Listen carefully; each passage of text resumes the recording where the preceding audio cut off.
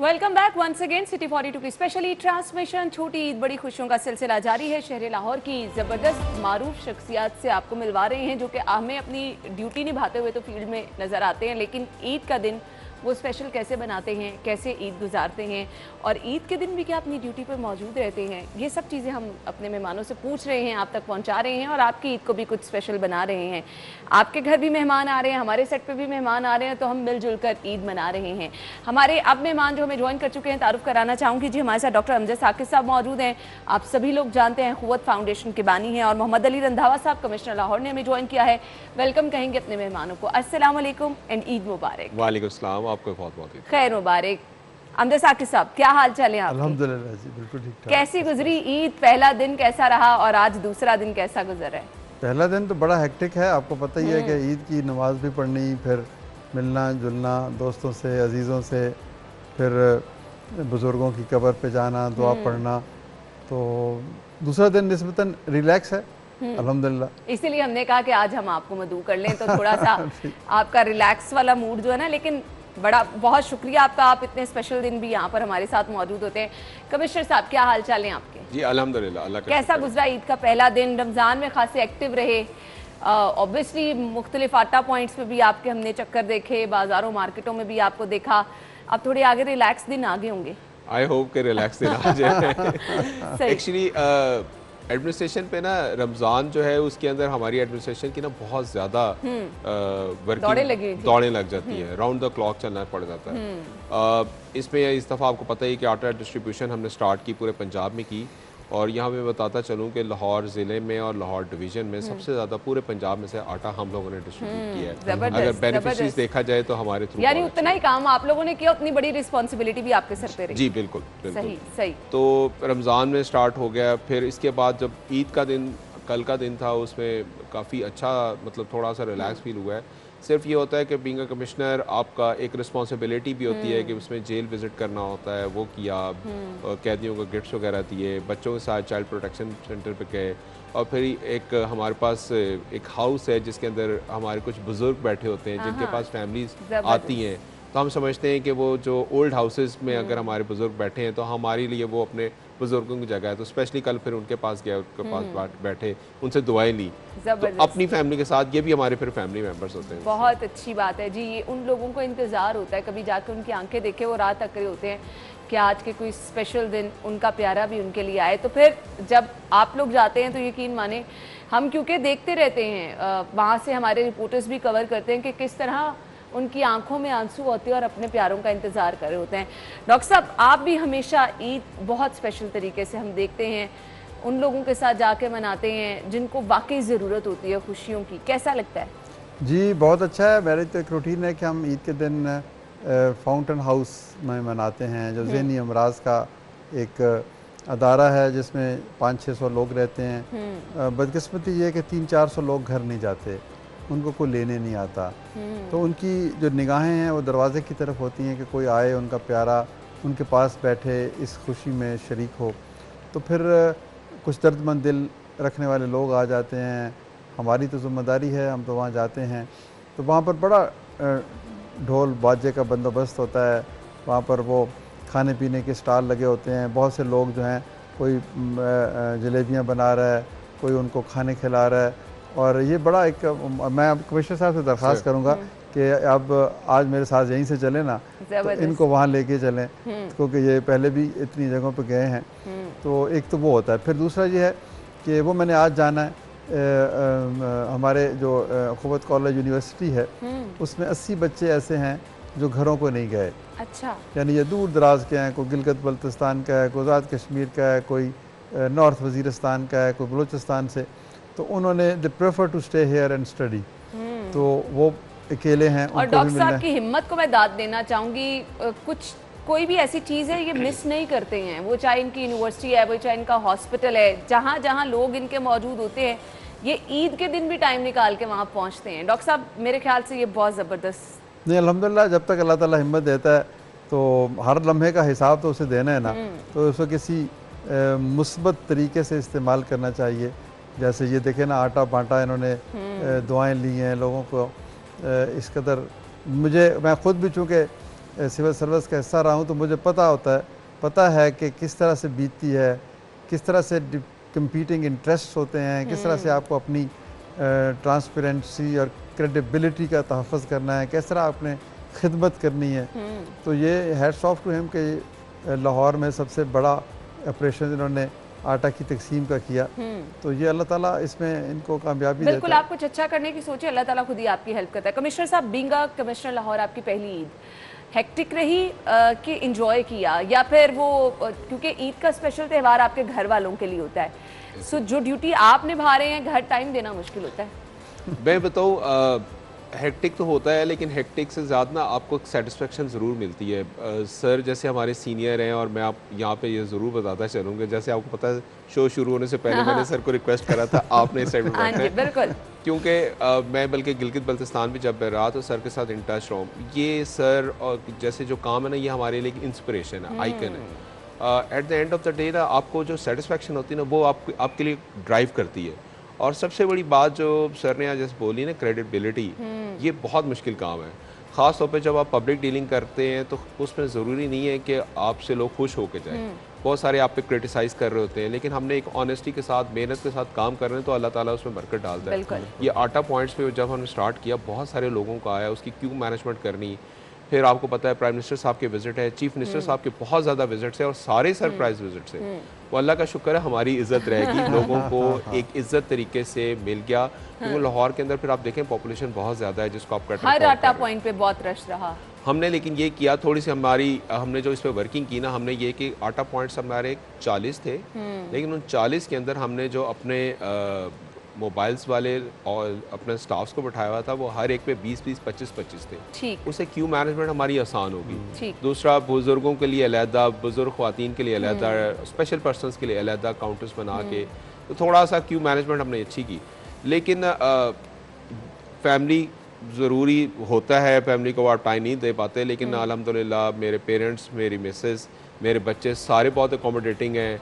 वो हमें फैसिलिटेट करते हैं सारा दिन की, हम उनको रात को बैठ के बताते हैं कि आज हमने ये किया, ये किया, ये किया, उनसे आइडिया शेयर करते हुए इम्प्लीमेंट करते हैं। तो एक किस्म की वो रूटीन में सब पार्टी होती है फैमिली। सही। तो ये चीज़ें होती हैं, आपकी फैमिली जब आपकी सपोर्ट होती है तो फिर आपको बहुत ज़बरदस्त फील होता है।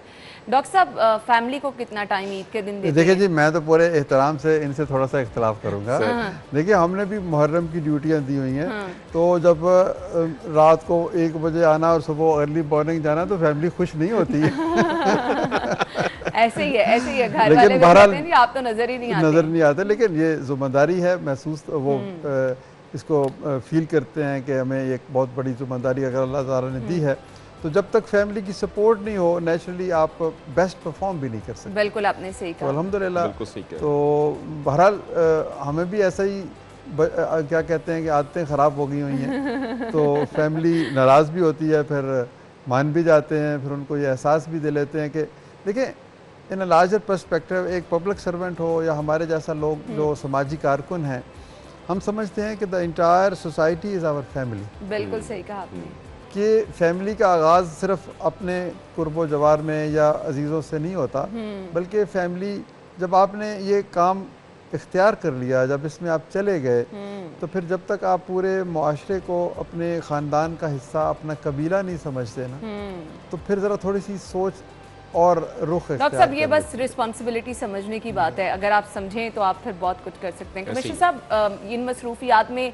वो जो घर में ईदी वाला सेगमेंट होता है, वो तो नहीं स्किप कर दिया कि अच्छा जी अब तो मैं कमिश्नर हूँ, अब मैं बस आ जा रहा हूँ, अपना काम कर रहा हूँ, ईदी किसी को नहीं। नहीं, बल्कि मैं आपको बताऊँ, हम ईदी अपने पेरेंट्स से पहले लेते हैं। हाँ, वो हमने ज़रूर रखी होती है, वहाँ से अपनी ईदी स्टार्ट वहाँ से लेते हैं, और उसके बाद फिर हमारे बच्चों को भी ईदी देते हैं। और मैं यहाँ पे बताऊँ ज़रूर, जैसे सर ने कहा ना, रिस्पॉन्सिबिलिटी, अब आप देखें ना, ईद पे आप भी शो कर रही हैं, आपकी पूरी टीम बैठी हुई है, आपके पूरे कल भी सारा दिन फील्ड में हमारे रहे, तो ये जो रिस्पॉन्सिबिलिटी होती है ना, ये हमें लेके चल रही होती है, ये हमारी ड्राइविंग फोर्स होती है। और ये मौका अल्लाह ताला देता है कि आप उसमें अपनी रिस्पॉन्सिबिलिटी को, अपने वर्क के साथ आप सिंसियर होते हैं, उसको लेके चलते हैं, प्रोफेशनली ग्रो करते हैं। बिल्कुल। तो मेरा ये ख्याल है कि फैमिली फिर आपके साथ, आपके प्रोफेशन के साथ ग्रो करती है, वो आपके साथ आपको तकवीत देती है। बहुत सारी चीज़ें साथ लेके चलती हैं। लेकिन ईदी वाला पॉइंट ये है कि अभी मैं कल बच्चों को देख के आया था ईदी, फिर शाम को मैं उनको लेके गया हूँ मैकडोनल्ड वगैरह को, तो बच्चों को तो वही शौक होता है। तो आज का भी जाके हिसाब करेंगे कि क्या बनता है। ये जी ईद की खुशियाँ जितना मर्जी आप अपनी रिस्पॉन्सिबिलिटी निभा लें, घर वालों को तो टाइम देना पड़ता है। लेकिन डॉक्टर अमजद साकिब साहब से मैंने पूछना है, क्योंकि ये ईदी जहाँ जहाँ तकसीम करते हैं वहाँ तक मेरे ख्याल से हम पहुँच भी नहीं पाते हैं। ब्रेक के बाद डॉक्टर साहब से मैं पूछूंगी, ब्रेक के बाद आते हैं, हमारे साथ ही रहिएगा।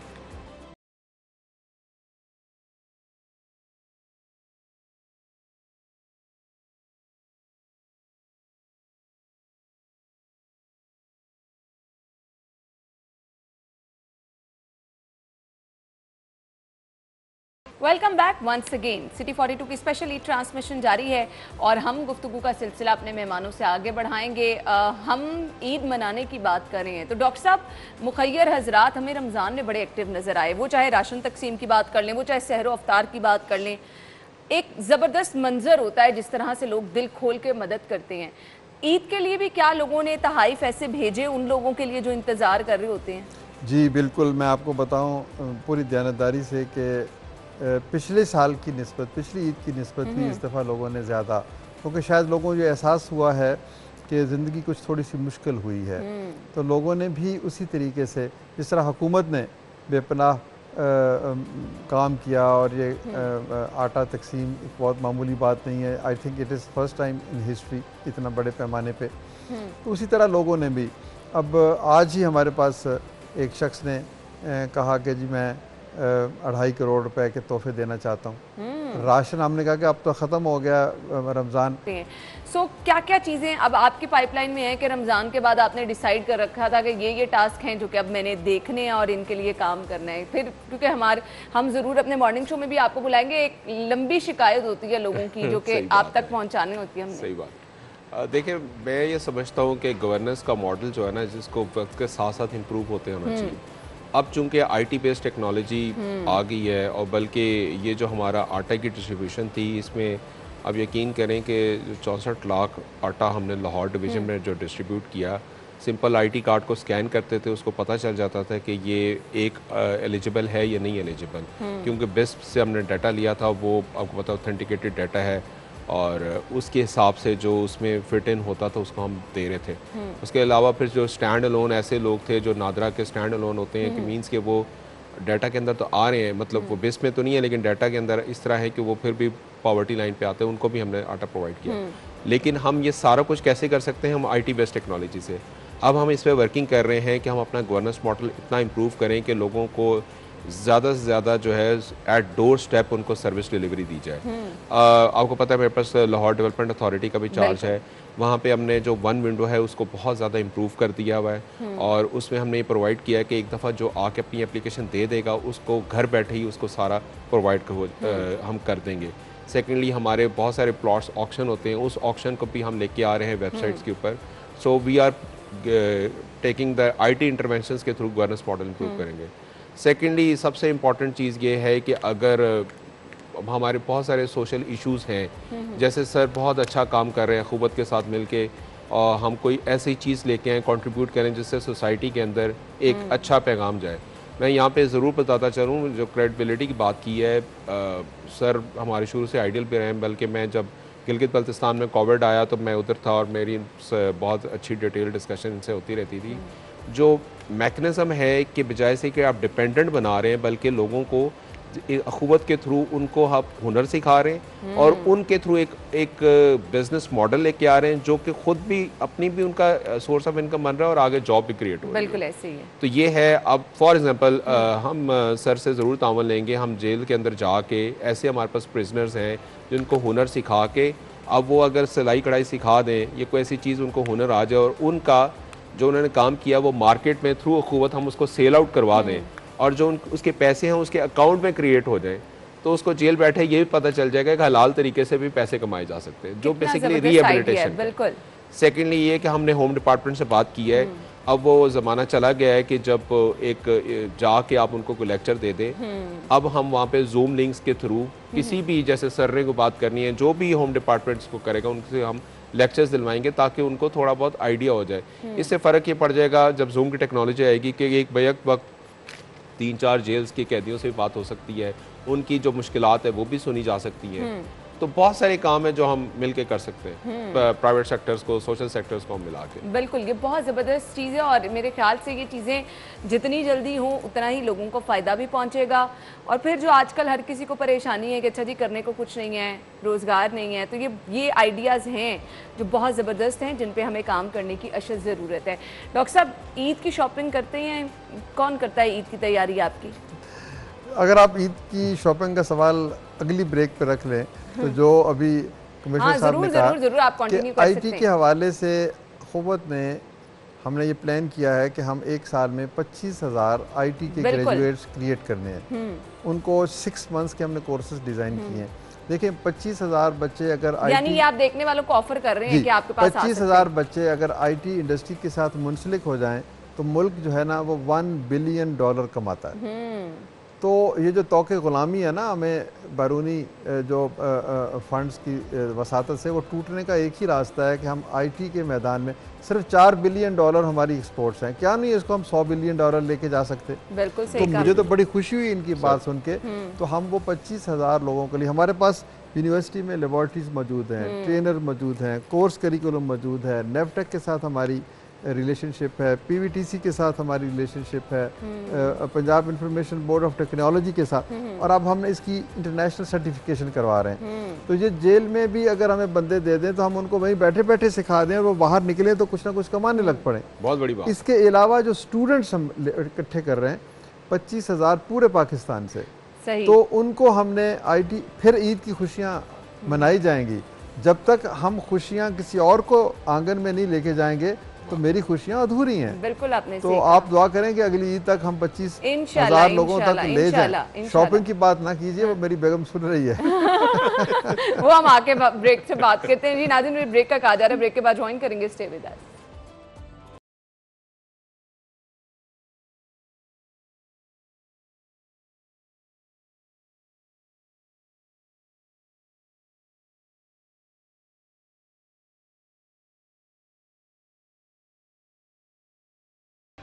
वंस अगेन सिटी 42 की स्पेशल ट्रांसमिशन जारी है और ब्रेक के दौरान हम जो बातें कर रहे हैं कि डॉक्टर साहब ने अपना प्लान बताया, कमिश्नर साहब ने बताया। अच्छी चीज़ ये है कि ये लोग तय भी करी जा रहे हैं कि इन्होंने आगे अब करना क्या है। माशाल्लाह इतने एक्टिव हमारे साथ लोग बैठे हैं कि जो बेहतरी के लिए पुरुम्मीद तो हैं लेकिन प्लानिंग भी साथ साथ कर रहे हैं। तो इंशाल्लाह आप देखेंगे कि आने वाले टाइम में बहुत बेहतरी आने वाली है। डॉक्टर साहब, आपने जाते जाते कहा कि बेगम आपकी सुन रही हैं, तो क्या ईद की शॉपिंग वो करती हैं? वो उन्होंने कर ली है, जो मेरा नुकसान होना था वो हो चुका है। तो अब मजीद मैं तो ये कह रहा हूँ कि आप और ज़्यादा ना उकसाएं कि एक दिन डॉक्टर साहब आपके कपड़े आपको घर बैठे मिल जाते हैं, और क्या चाहिए? नहीं, इसके लिए तो मैं, आप यकीन कीजिए कि पिछले 20-25-30 साल ना मैं बाजार गया हूँ, ना मुझे पता मेरी जूती कहाँ से आई है, रिस्पॉन्सिबिलिटी आपकी बेगम की है, सारा काम ही उनका है। देखिए, मैं अपने आप को बड़ा हम्बल आदमी कहता हूँ। जो कुछ थोड़ी बहुत कामयाबी अल्लाह ताला ने फरमाई है वो तो अल्लाह की रहमत है, लेकिन इसके पीछे एक औरत भी है। तो वो मैं क्रेडिट अपनी बेगम को दूंगा। एक दिन मैंने गलती से कह दिया कि ये मुझे कामयाबी मिली है औरत की मदद से, तो ये कामयाबी डबल हो सकती है अगर वो 2 औरतें हो जाएं।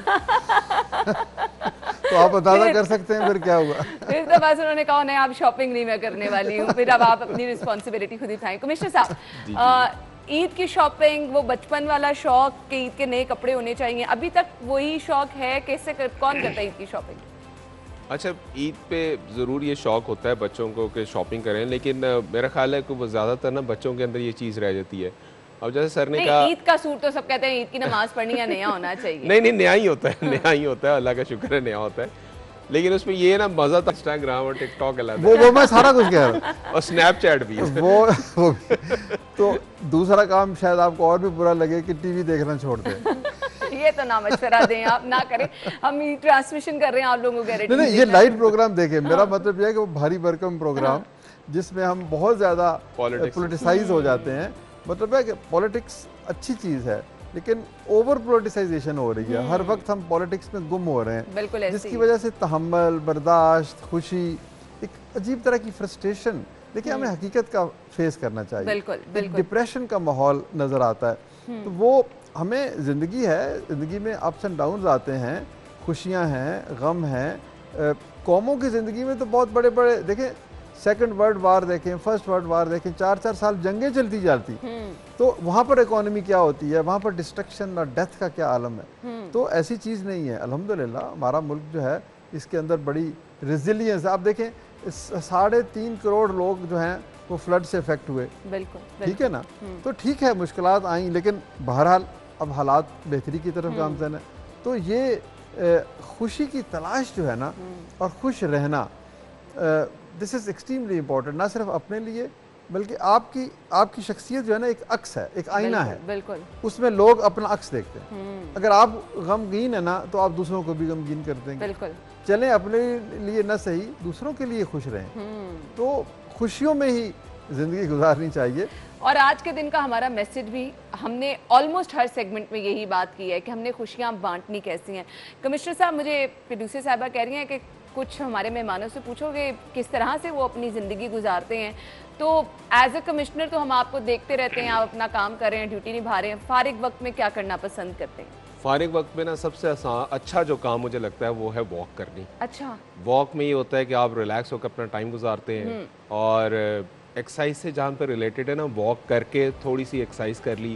इसके अलावा नेट पे जाके क्रिकेट खेल ली हार्ड बॉल से, ज़रा पसीना बहुत ज़्यादा स्वेटिंग होती है, बचपन की वो सारी जो है ना प्रैक्टिस आ जाती है। एक वो करता हूँ। सेकेंडली सबसे आसान काम ये, शौकीन है, म्यूजिक के शौकीन है, सबसे आसान ये कि बच्चों को गाड़ी में बिठाया, फैमिली को गाड़ी में बिठाया और सड़कों पे निकल गए किसी एक जगह पे, बच्चों को जहाँ प्ले एरिया है वो बच्चों को उधर छोड़ा, खुद बेगम के साथ जो है ना शॉपिंग, विंडो शॉपिंग करनी शुरू कर दी। सही, ये अच्छा टाइम है, ये अच्छा रिलैक्स किस्म का होता है। सबसे अच्छी बात जो सर ने बताई है, मेरा ये ख्याल है कि अब हमारी जो इन्फॉर्मेशन नॉलेज है ना वो गूगल बेस्ड हो चुकी है और वो फेसबुक स्टाइल होती है। वो जो हम किताब से पढ़ते थे ना डिटेल में, डेप्थ में, और जो उस ज़माने के जो राइटर्स होते थे जिनको पढ़ते थे, वो अब शायद कम होता जा रहा है। इंडिविजुअल एज अ सोसाइटी उससे शायद वो ठहराव में हमारी कमी आ गई है। लेकिन on the whole with the passage of time बच्चों के साथ बैठें, मजाक करें। वो दूसरा, हमने शायद कंपटीशन में आके ना बहुत सारी चीज़ें नंबर्स के चक्करों में पड़ गए। बिल्कुल ऐसे ही है। तो वो भी थोड़ा सा हटा के क्रिएटिविटी का एलिमेंट जो है ना वो लाना शुरू कर दें तो उससे ज़्यादा अच्छी चीज़ आती है। बिल्कुल ऐसे ही। डॉक्टर साहब, क्या करना पसंद करते हैं फारिग टाइम में? मैं तो जी साइकिल चलाता हूँ और किताबें पढ़ता हूँ और लिखता हूँ। सही, ये चीज़ें मुझे ना रीइंफोर्स करती हैं, फ्रेश करती हैं। किताब पढ़ने से आइडियाज़ मिलते हैं और शायरी पढ़ने से आपको एक अजीब तरह की गुदाज और एक लुत्फ़ की कैफियत आती है। और साइकिल चलाने से, जैसे कमिश्नर साहब फरमा रहे हैं कि यू गेट एनर्जी, आपकी एक्सरसाइज है तो ज़रूरी चीज़ है। तो लेकिन ये ना कहें कि साइकिल मैं बाहर जाके चलाता हूँ, ये खड़ी हुई होती है साइकिल। सही। सो ये आप एक्टिव भी रहते हैं, अच्छा टाइम भी आपका जो है वो गुजर जाता है और फिर आपकी हेल्थ भी अच्छी रहती है, जो बहुत अच्छी चीज़ है। कमिश्नर साहब, मैसेज क्या होगा लाहौरियों के लिए आज के दिन के मुनासिबत से? सबसे मैसेज ये होगा कि खुश रहें, खुशियाँ ढूंढें। हर चीज़ के दो पर्सपेक्टिव होते हैं, एक नेगेटिव होता है, एक पॉजिटिव होता है। Try to be remain positive और पॉजिटिव चीज़ों को लेकर चलें और एट द एंड ना मुल्क के लिए सोचें और कौम के लिए सोचें। हर एक में बुराइयाँ होती हैं, ये मैं मानता हूँ, बुराई सिस्टम परफेक्ट कोई नहीं होता, लेकिन अगर हम खुशी ढूंढना शुरू कर दें, खुद भी खुश रहें, लोगों को हेल्प करके खुशी ढूंढें, तो इससे बड़ी और कोई अच्छाई नहीं हो सकती। बिल्कुल।